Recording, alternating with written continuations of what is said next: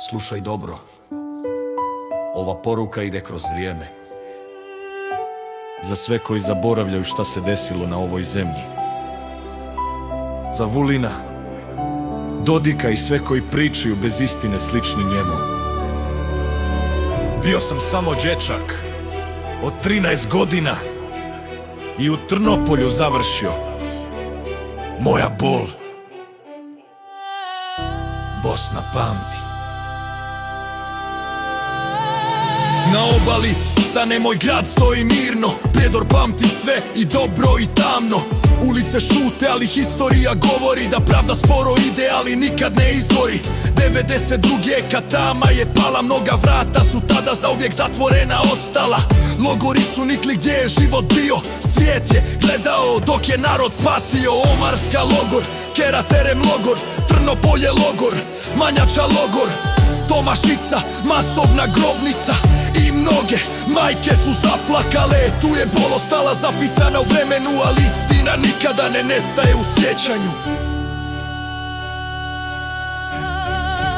Prijedor Tomašicu pamti, san nanosi glas majčinih suza. Istina živi i poslije svih nas. Srebrenica plače, Drina nosi bol. Pravda dolazi koliko god spor bio hod. Istina ostaje, istina traje. Narod koji pamti nikada ne nestaje. Dalje niz Drinu gdje šume tišinu kriju, stoji Srebrenica, grad što svijetom odzvanja u kriku. Tu je historija najtežu riječ izgovorila. Genocid je presudama zauvijek potvrđen ostao. Svijet je zapisao istinu, knjige prava. Presude stoji, niko ih izbrisati ne može. Žrtve govore kroz tišinu mezara. Sjećanje traje kroz generacije naroda. Poruka ide onima što glasno govore da riječi ne mijenjaju činjenice ni sporazume, jer zemlja ova ima svoje ime i granice, a pravda pamti sve stranice historije.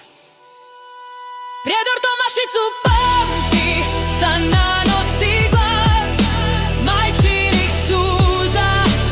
Istina živi i poslije svih nas.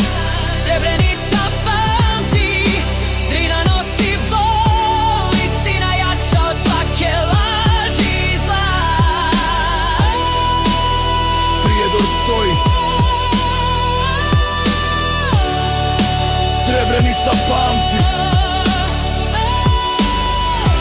Bosna pamti.